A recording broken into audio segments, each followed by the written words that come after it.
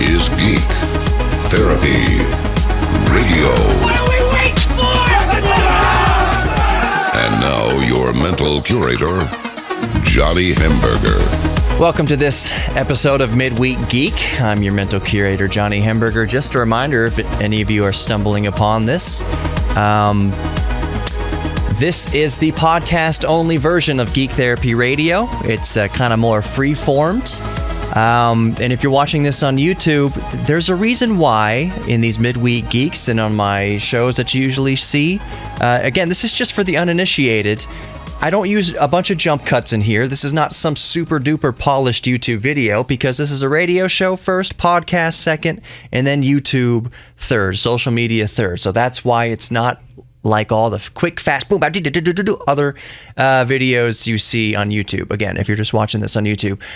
This week is going to be in the vein of Geek Therapy, or Midweek Geek being more of a free-flowing show. This is going to be more of a state of the Geek Therapy Union. This is more of getting in touch with you guys, reiterating to you what Geek Therapy Radio is all about. We might get a little bit deep with this, might talk about depression, might even talk a little bit about suicide and such.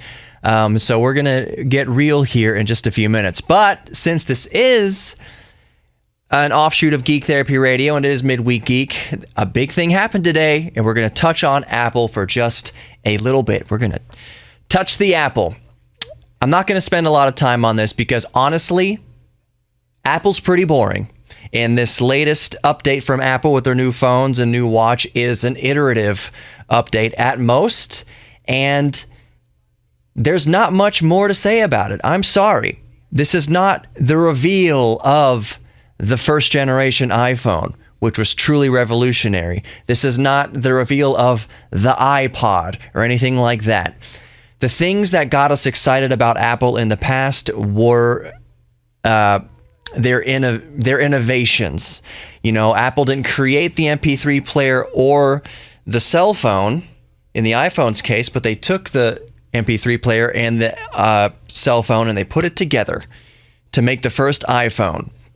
So no, they didn't invent the technology individually, but they were still innovative, that they brought the two together to have one device in your pocket. And that single action brought us closer to this more unified technological world, so to speak. So that Apple is dead. Someone was talking to me earlier about the earpods. The earpods revolutionized earphones. No, they didn't. There were wireless Bluetooth headphones that existed before. There's even a Kickstarter for some earpod-like earphones, just like the earpods, except they came out a year or two before. But they were terrible. So Apple took that and just made it better and sexy and marketable. That's why it's $1 trillion company now. They take stuff that exists. They do not innovate anymore. They just make what already exists sexier and quote-unquote better, arguably. That's completely up to fanboys to decide whether is the iPhone better than a Samsung Galaxy S9 Plus. But that's up for you guys to decide. I personally don't like iPhones. The only Apple product I do have is my iPad. But getting back to the point, nothing of what Apple said today was revolutionary at all. So let's just recap it a little bit. The Apple iWatch Series 4 starts at $399. And with GPS, it's $499. So $500 smartwatch, $500 smartwatch. The Series 3 goes down to $279. That's not even in all of this, the info that Apple released today, the release notes and this whole thing they did today, the watch wasn't the most interesting thing. The most interesting thing, arguably, are the new iPhones. And I say interesting with a grain of salt because I just spent the last few minutes explaining why Apple is boring now, why this whole keynote they just gave introducing the new products this year is boring. So the three new iPhones here are the iPhone X, and that starts at I'm sorry. Let me go back. It's the new iPhone X, and that starts at $999, so starts at $1,000. The new iPhone XS Max, which starts at $1,099. And both of these phones, the new iPhone X and the new iPhone XS Max, iPhone XS and the iPhone XS Max. That's why it's just so hard to say. The naming SKUs on these things are ridiculous. Side point. Both of those are shipping on September 21st. So of this month, you can buy the new iPhone XS and the new iPhone XS Max. iPhone X, $999, XS Max, $1,099. Am I getting all those prices right? Shipping September 21st. And the third phone, the iPhone XR, which is their budget entry into the new iPhone. The new iPhone XR starts at $749, and that ships in late October. So October 26th is when it starts shipping. The new iPhone XR starts at $750. That's their budget entry into the iPhone game. Ships October 26th. As a comparison, these are all starting prices, by the way. My Samsung Galaxy S9 Plus here, I got open box from Best Buy for under $800. Is it a better phone than the iPhone XR? Yeah, probably, yes. Actually, not even probably, most definitely. If you're looking at the iPhone XR, I would just immediately say, why? You should be looking at the Samsung Galaxy S9 or S9 Plus at that price point. $750 for a quote-unquote budget iPhone doesn't sound very budget. Now they say this is the cheapest iPhone you can get. This is the cheapest iPhone they've ever offered, off the bat in a new generation.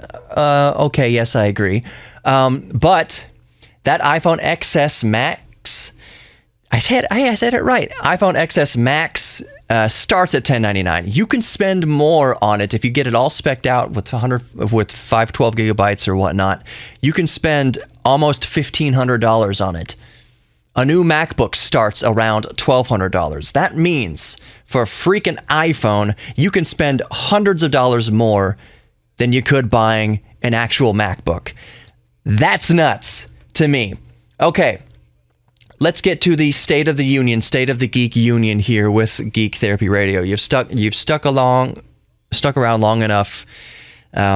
Just telling you just touching base again. What is Geek Therapy Radio? What's it all about? What's Midweek Geek all about? Geek Therapy Radio was started, and I'm saying this to remind myself as well. Geek Therapy Radio was started to be a therapeutic let me rephrase that. Geek Therapy Radio is an oasis in the desert of the divisive media that is out to separate us, divide us, and make us hate each other. Like you, I am probably very tired and just beaten by how oppressive the media is. I'm tired. I'm weary of it. That's a better way to put it. I am weary of the media we're inundated with day in, day out that is just designed to spark fury within us, to make us hate each other. Because I firmly believe, and I suspect a lot of you firmly believe, that we have a lot more in common. Specifically as it pertains to this show, that we are all geeks about something, and that's something we all share. Whether it's hobbies, or we're interested in science, or technology, or video games, or astronomy, remote control cars.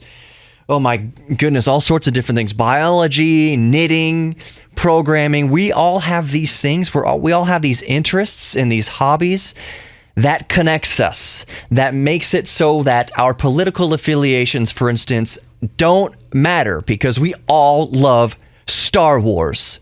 We all love Star Trek. And when you're talking to other Trekkies or other Star Wars fans, is your first word out of your mouth, is your first question, who you voting for? Because the narrative that's been set up in our country now is who you vote for is supposed to be why another person is supposed to hate you. You're supposed to ask somebody who they want to vote for, and if they say in Texas, I'll use an example because Geek Therapy Radio is based in Texas, in Houston. Oh, you're voting for Beto O'Rourke? I hate you. Oh, you're voting for Ted Cruz? I hate you. That's ridiculous. Because if you change the question to this random person, if you change the question to, do you like Star Wars? Oh yeah, I like Star Wars. Or no, I don't like Star Wars. Oh, what do you like? Oh, I like Star Wars. We can find a common thread among all of us towards a geek hobby or a passion that we share together. So maybe someone doesn't like Star Wars. Are you going to hate somebody because they don't like Star Wars? Are you going to beat somebody up, not physically necessarily, because they don't like Star Trek? Well, move on to something else that you do have in common. But if your first question is, what is your political affiliation? We've been trained now to hate somebody because of it, which is ridiculous. So Geek Therapy Radio is a welcomed bastion to us weary travelers through this desert of hatred. And that's what it's always been about. One of my favorite YouTubers, Barnacles, just put out a video today. This is where it's going to get a little bit heavy. Put out a video yesterday, actually, addressing suicide and depression. It's wonderful. I'll put a card up here. If you're watching on YouTube, I'll put a card up here to the video. If you're listening to the podcast, the link to it will be below. I highly suggest you watch it. It is amazing. It might make you cry. It's very real and very poignant, and it reminded me that what my mission statement for Geek Therapy Radio, what it's all about, that we're all geeks about something, and it aims to help people reconnect with old hobbies or learn about new hobbies, or at the very, very least, offer a few minutes each week, 39 minutes for the actual Geek Therapy Radio and however many minutes for these Midweek Geek podcasts. It's to offer you an oasis. Maybe part of why we're depressed is because we're a product of this constant media machine designed to make each other hate each other, designed to separate us and make us feel lonely. If you don't have this certain thing, then you're left out. We look at social media. That's a whole nother thing that Barnacles talks about. Social media is toxic. We talk about this FOMO, fear of missing out. When kids and teenagers and even young adults now are looking on their social media, all they're seeing is this fakery about what they're missing out on.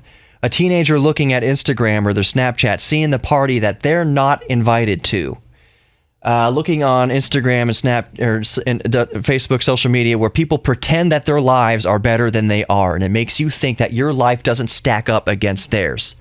It's ridiculous and it's untrue, and it breeds this culture of increasingly depressed people. Geek Therapy Radio is supposed to be a respite for them, an oasis for them. And it's putting out the call. It's the beacon. It's the megaphone to all people that there is more that unites us than that which divides us. And it's our childlike curiosity that a lot of us have lost, some of us have lost, and I'm trying to reconnect people with. That's what Geek Therapy Radio is all about. So if you're struggling with depression or you're even suicidal, my hope is that you can find something in the show that I'm able to even make one person spark a little bit of life in one person through a hobby or through an interest or through some tech news or something like that. Oh, that's fascinating. And send them on this meaningful path to pursue that interest. I was going to say something very poignant about that. If I help one person do that in this whole quest, no matter how popular Geek Therapy Radio gets, and it is getting more and more popular every single day, it's going up, and I'm thankful for that. But no matter how popular it gets, if I can help just one person steer them off the path of destruction and onto a path of creation, then I've done my job. The reason I call myself mental curator on the show is because I'm not an expert in any one thing. I'm just showing you into the museum of our world and our universe, and hopefully you'll find an exhibit that I showcase on the show that sets you on that path of liberation and creation instead of the destruction that's been trained into you by the media and a toxic social media. That's what Geek Therapy Radio is all about. That's all it will ever be about. So just remember that. And every few months, I will come back and touch on that. Remind myself, if nothing else. That's what Geek Therapy Radio is all about. And I try to end each show, each episode, the radio show or Midweek Geek, with encouragement. I love you guys. I don't know you, but I love you. The world needs more love, and love is not dead. Love is still very much here. With the growth of my show, I'm seeing it's proving that love is real and people connect with that. That's what people want now. It's catching on. So I love you, and somebody else in your life loves you too. I promise you that. We all have friends, even if you think you're not worthy of friends, you do have people that care about you. So I care about you. And I just encourage everybody to be good to themselves, be good to each other, but be good to yourself first. It's easier to be good to each other if we start by being good to ourselves. Discover a new hobby, get back into an old hobby, play with a Lego set this week, reconnect with that childlike wonder. That's what I encourage you all to do, and always know you have a home here at Geek Therapy Radio. So please let me know what you're interested in, what you're going through. That's what Geek Therapy Radio is all about. Thank you for listening. Thank you for watching. I know this isn't a very smooth, if you're watching on YouTube, this is not like other YouTube videos. This is not some smooth, highly produced thing where I edit out all my misspeakings. I say a lot. It's not a quick jump cutty video. So if you like that, if it's refreshing, great. Awesome if you liked and subscribed. That mean a lot. But if not, no sweat. Maybe I'll see you guys next time down the road. Other than that, take care until the actual Geek Therapy Radio. I'm Johnny Hamburger. I've been your mental curator for this Midweek Geek, and I hope to see you this weekend for Geek Therapy Radio. Take care, everybody.